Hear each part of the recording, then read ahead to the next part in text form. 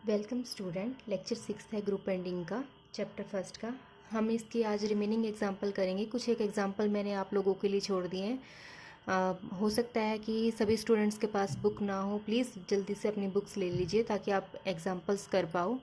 हाँ जी, तो देखिए जो डिफरेंट एग्जांपल है वो मैं बता रही हूँ आपको।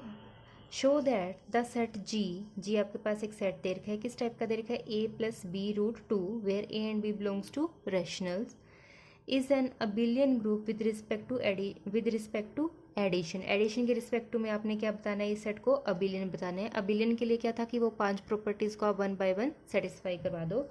हाँ जी, तो सबसे पहले देखो आपके पास एक सेट डिफाइन कर रखा है, ठीक है। सेट कैसा दे रखा है? जी आपके पास एक सेट है जिसमें एलिमेंट आपके पास ए प्लस बी रूट टू और वेयर ए एंड बी जो है वो किसको बिलोंग कर रहे हैं?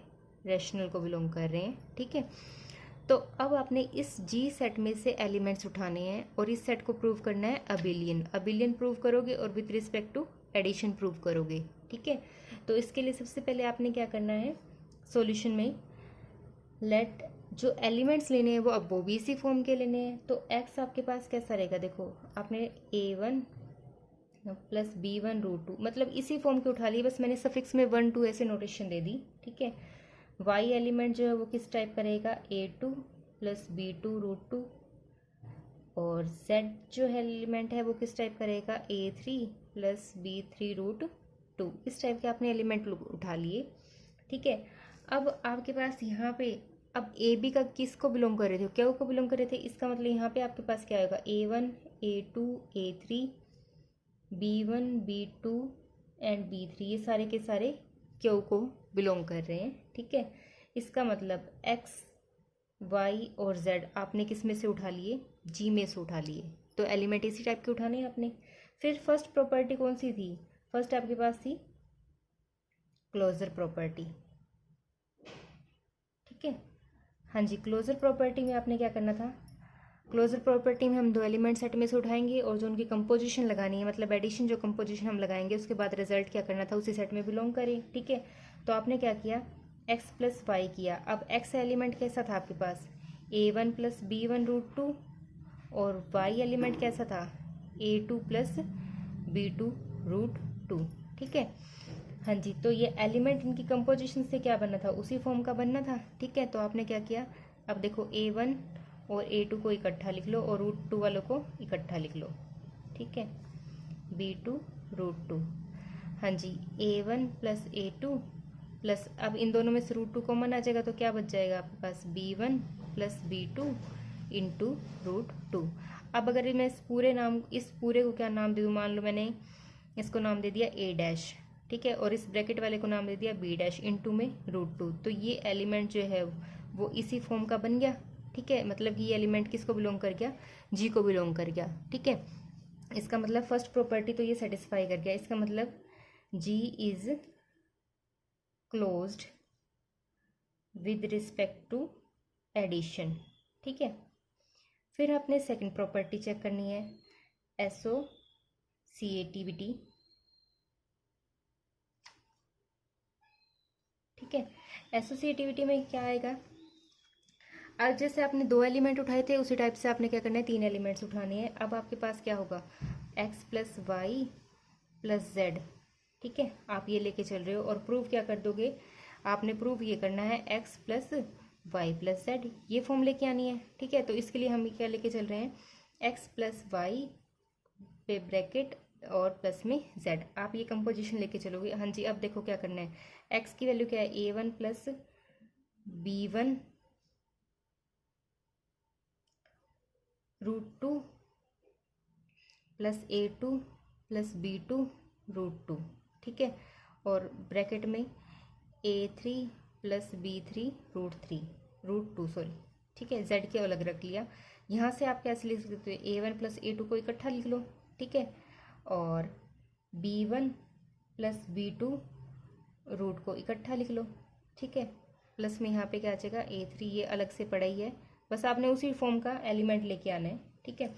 अब नेक्स्ट में क्या करो? इन तीनों को जिनके साथ रूट्स नहीं है उनको इकट्ठे कर लो। a1 plus a2 plus a3 plus जिनके साथ रूट आ रहा है उनको अलग लिख लो, b1 plus b2 plus b3 √2। ठीक है, नेक्स्ट अब आपने क्या लेके आना है, इस फॉर्म को लेके आना है। तो x को आप अलग करने की कोशिश करो और y और z को इकट्ठा करने की कोशिश करो। तो x को अलग कैसे कर सकते हो कि a1 को बाहर लिख लो, ब्रैकेट किसके ऊपर लगा दो, a2 प्लस a3। ठीक है, तो यहाँ पे आपके पास क्या रिजल्ट आ जाएगा, b1 plus b2 plus b3 को इकट्ठा लिख लो। ठीक है, इस टाइप से आपने करना है। फिर यहाँ से क्या रिजल्ट आ जाएगा, अब a1 और इसके साथ जो फर्स्ट पार्ट था b1 √2 इनको इकट्ठा कर लिया। नेक्स्ट में यहाँ पे क्या आ जाएगा, प्लस में a2 plus a3 plus b2 plus b3 √2। तो ये भी उसी फॉर्म के एलिमेंट आ गया। तो ये आपके पास क्या बन गया, x बन गया, प्लस इनको दोबारा से अलग करोगे तो ये आपके पास क्या बन जाएगा, y प्लस z की फॉर्म में बन जाएगा इन पार्ट्स को इकट्ठा करके। तो आपने इस टाइप से एलिमेंट लेके आने हैं। ठीक है, तो ये एसोसिएटिव प्रॉपर्टी भी आ गई आपके पास। नेक्स्ट है आपके पास थर्ड प्रॉपर्टी। थर्ड है existence of identity element. Existence of identity element. ठीक है, अब एग्जिस्टेंस ऑफ आइडेंटिटी में आपके पास क्या आएगा, अब आपके पास देखो नंबर कैसा है, a प्लस b√2 टाइप का है। अब आपने ऐसा ही एलिमेंट लेके आना है, मतलब कि ऐसा एलिमेंट किस फॉर्म का होगा फिर, 0 प्लस 0√2। ठीक है, अब आप इस एलिमेंट में ऐड करोगे तो रिजल्ट आपके पास a प्लस b√2 ही बनेगा। ठीक है, तो आपने कंपोजिशन इस टाइप से डिफाइन करनी है। इसका मतलब क्या हुआ, 0 प्लस 0√2 जो है वो किसको बिलोंग कर गया, g को। Is an identity element. ठीक है, ये जी का क्या रहेगा, आइडेंटिटी एलिमेंट रहेगा। फोर्थ प्रॉपर्टी क्या है, existence of inverse. Existence of inverse में क्या आएगा, देखो एज हमें ये पता है कि a प्लस b√2। ठीक है, इसमें क्या जोड़ें कि आइडेंटिटी एलिमेंट आ गए, मतलब कि इसमें अगर आप ये फॉर्म जोड़ो -a प्लस -b√2। ठीक है, तो ये किसको रिप्रेजेंट करेगा, 0 प्लस 0√2 को रिप्रेजेंट करेगा। ठीक है, इसका मतलब therefore -a -b√2 belonging to g is the additive inverse of a plus b√2। ये इसका इन्वर्स हो गया, देयरफॉर इन्वर्स जो है वो एग्जिस्ट कर गया, inverse exist in g group में, g में ये इन्वर्स एग्जिस्ट कर रहा है। फिफ्थ प्रॉपर्टी कौन सी थी, कॉम्यूटेटिव लॉ। कॉम्यूटेटिव लॉ, हाँ जी, कॉम्यूटेटिव लॉ में क्या करना है, लेट x जो है वो किस टाइप का एलिमेंट था, a1 प्लस b1√2 और y एलिमेंट किस टाइप का था, a2 प्लस b2√2। ठीक है, ये तो कोई भी एलिमेंट थे। अब कॉम्यूटेटिव में आपने क्या किया था, x plus Y equal to क्या लेके आना था, y प्लस एक्स लेके आना था, ये लेके आनी थी कंडीशन। ठीक है, तो आप क्या लेके चल रहे हो, x प्लस वाई आपने किया, इसका मतलब a1 plus b1√2 plus a2 plus b2√2 किया। अब इनको इकट्ठा लिख लो, a1 वाले पार्ट्स को इकट्ठा लिख लो प्लस b1 प्लस b2 वाले पार्ट को इकट्ठा करके √2 कॉमन ले लिया। ठीक है, हाँ जी, अब इसको कैसे लिखना है देखना, अब इसको रिवर्स फॉर्म में लिख दो। इन एडिशन में आप a2 को चाहे पहले लिख लो, ठीक है, और इसमें b2 को पहले लिख लो, एडिशन पे कोई फ़र्क नहीं पड़ेगा। ठीक है, हाँ जी, अब a2 के साथ b2 वाले पार्ट को कंबाइन कर दो, b2√2। ठीक है, बस माइंड में आपको क्लियर होना चाहिए कि आप कैसी कंपोजिशन लेके आना चाहते हो, उसी के अकॉर्डिंग आपने इन पार्ट्स को इकट्ठा करना है। तो ये रिजल्ट किसके लिए था, y के लिए था, और ये किसके लिए था, x के लिए। इसका मतलब कॉम्यूटेटिव लॉ भी होल्ड कर गया। इसका मतलब g जो आपके पास था ना, वो क्या है, g is an abelian group with respect to addition. तो ये एडिशन के रिस्पेक्ट में कैसा प्रूव होगा, अबेलियन।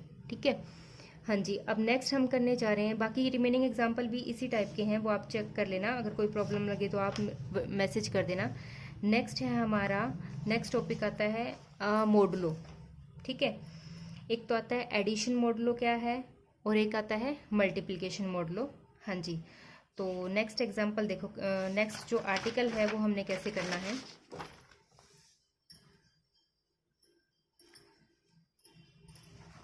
नेक्स्ट है हमारे पास addition modulo m। Addition modulo m, एक आता है मल्टीप्लिकेशन मोडुलो m और एक आता है एडिशन मोडुलो m। हाँ जी, एडिशन मोडुलो m में देखो हम क्या डिफाइन करते हैं।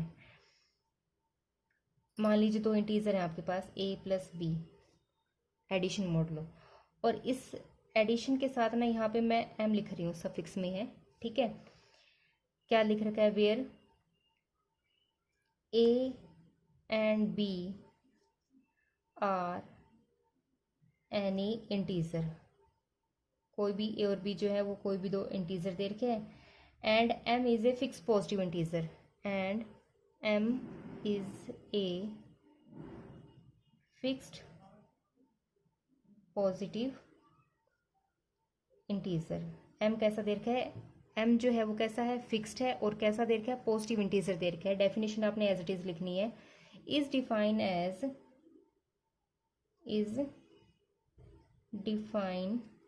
एज, हम कैसे डिफाइन कर रहे हैं, a प्लस m b किसके इक्वल आ गया, r के इक्वल आ गया। a प्लस b किया, एडिशन मोडुलो m अप्लाई किया इस पे, और वो किसके इक्वल है, r के इक्वल है।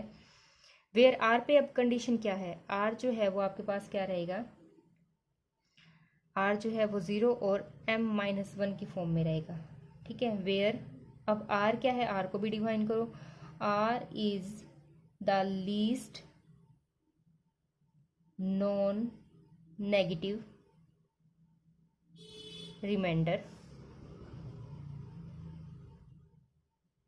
when a plus b is divided by m। हाँ जी, देखना एडिशन मॉडल हम कैसे डिफाइन कर रहे हैं, दो इंटीजर्स लिए, उस पर आपने प्लस के साथ यहाँ पे m अप्लाई किया, एडिशन मॉडलो। a और b आपके पास कोई भी इंटीजर है, और m जो है ना, m आपके पास क्या है, फिक्स है और एक पॉजिटिव इंटीजर है, और आप इसको एडिशन मॉडुलो कैसे डिफाइन करो कि a plus B addition modulo m equal to क्या है, r। r आपके पास कैसा रहेगा, r की वैल्यू जो है वो क्या है, 0 और m-1 के लेस और इक्वल टू रहेगी, ठीक है। मतलब r जो है वो 0 और m-1 के बीच में लाई करेगा, एंड r जो है वो आपके पास कैसा है, लीस्ट नॉन नेगेटिव रिमाइंडर, ठीक है, नॉन नेगेटिव रिमाइंडर रहेगा ये आपके पास। हाँ जी, अब इसका मतलब क्या हुआ, r कब आपके पास आ रहा है, जब आप a प्लस बी के सम को किससे डिवाइड कर रहे हो, इस एडिशन मॉडुलो m से डिवाइड कर रहे हो। m से डिवाइड करने के बाद दो इंटीजर को ऐड किया, डिवाइड करने के बाद आपने देखा कि क्या रिमाइंडर बचता है, वो आपने इक्वल टू में लिखना है, ठीक है। जैसे एग्जाम्पल देखिए, अब मान लीजिए फर्स्ट एग्जाम्पल मैं ये लेके चल रही हूँ, मान लिया आपने क्या किया, 15 + 9, ठीक है, दो इंटीजर थे, उस पर आपने एडिशन मॉडुलो क्या लगा दिया, मान लो m के प्लेस पे क्या लगा दिया, 5 लगा दिया, ठीक है। अब आपने देखना था कि राइट हैंड साइड पे आप क्या लिखोगे, रिमाइंडर लिखोगे। रिमाइंडर कब लिखोगे, जब आपने क्या किया, a प्लस बी को ऐड किया, मतलब 15 और 9 को आप क्या करोगे, ऐड करोगे, और उसको क्या करोगे, 5 से डिवाइड करोगे, ठीक है। तो 15 + 9 कितना हो गया आपका, 24 हो गया, ठीक है। अब 24 को आपने क्या करना है, मान लीजिए आपने ऐसे डिवाइड करके देखा, सिंपल, ठीक है, आपने क्या किया, 5 से डिवाइड किया, ठीक है। तो सिंपल सी बात है, जब आप इसे 5 से डिवाइड कर रहे हो तो रिमाइंडर कितना बच रहा है आपके पास, 4 बचेगा। तो r कैसा हो गया आपके पास, r आपके पास क्या जाएगा, लीस्ट नॉन नेगेटिव रिमाइंडर आएगा, ठीक है। r की वैल्यू आपने ऐसे चेक करनी है। अब a और b जो था वो कोई भी इंटीजर था, यहाँ पे हमने ये बोला था r एनी इंटीजर्स, कोई भी इंटीजर्स हो सकते हैं, ठीक है। इसी टाइप से मान लीजिए एक एग्जांपल और ले रहे हैं हमने क्या किया, एक तो मान लीजिए -5 प्लस आपने क्या किया, इसमें 1 ऐड कर दिया, ठीक है, और इस पे एडिशन मॉडुलो क्या लगा दिया, 7 लगा दिया, ठीक है। अब आपने क्या करना है, -25 + 1 करोगे, कितना आएगा, -24 आएगा। अब -24 को आपने क्या करना है, 7 से डिवाइड करना है, डिवाइड करने के बाद जो भी रिमाइंडर आएगा वो यहाँ पे लिखना है आपने, ठीक है, नॉन नेगेटिव रिमाइंडर लिखना है, ठीक है। तो रिमाइंडर आपके पास कितना आएगा, यहाँ पे 4 आ जाएगा, ठीक है। तो इस टाइप से आपने इनको सॉल्व करने है रिमाइंडर की फॉर्म में, कि एडिशन मॉडुलो आपके पास कैसे बनेगा। फिर हमारे पास देखो, जनरली हम एडिशन मॉडुलो को ना ऐसे भी लिख सकते हैं, ठीक है, और सिंपली ऐसे भी लिखते हैं। तो आपकी बुक में जो दे रखा है वो ये फॉर्म दे रखी है कि दो इंटीजर पे अगर आप एडिशन मॉडुलो चेक करते हो, ये सिंबल नोटेशन दे रखी है, ठीक है। फिर आपके पास एक आता है multiplication modulo. Multiplication modulo M, addition के रिस्पेक्टिव में और मल्टीप्लिकेशन के रिस्पेक्टिव में। हाँ जी, अब देखो सबसे पहले क्या डिफाइन करके है, मल्टीप्लिकेशन मॉडुलो में हम क्या कर रहे हैं, ए क्रॉस बी, यहाँ पे एडिशन मल्टीप्लिकेशन मॉडुलो लगाया, ठीक है। डेफिनेशन वही रहेगी, ए बी भी क्या है, A B are any integers and M is a fixed positive integer is defined as, सारी की सारी लैंग्वेज वही रहेंगी, बस आपने इस टाइप से अब मल्टीप्लिकेशन मॉडुलो में चलना है। A cross B modulo M equal to क्या है, आर, ठीक है। और रिमाइंडर जो है वो ऑब्वियस सी बात है आपका क्या रहेगा, 0 से लेस देन इक्वल टू रहेगा, और एम माइनस 1, मतलब जो एम आपको यहाँ पे दे रखा है उससे कम के बीच में आपका रिमाइंडर ऑलवेज रहना चाहिए, ठीक है। आर इज सेम वही है, where R is the least non negative रहेगा ये, ठीक है, रिमाइंडर व्हेन ए बी की जो प्रोडक्ट है इज डिवाइडेड बाय एम, जब आप ए बी की प्रोडक्ट को एम से डिवाइड कर रहे हो तब ये रिजल्ट आ रहा है, ठीक है। अब इसके एग्जांपल्स देखो कैसे आ रहे हैं। एग्जांपल्स में हम क्या कर रहे हैं, जैसे मान लीजिए 8, आपने क्या किया 8 क्रॉस 4, ठीक है, और इस पर मॉडुलो लगा दिया 3, ठीक है। तो पहले आपने क्या करना है, 8 इंटू 4 करोगे, दैट इज़ कितना आया 32 आया।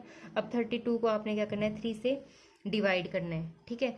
3 से डिवाइड करने पे आपने रिमाइंडर देखना है कितना आएगा, ठीक है।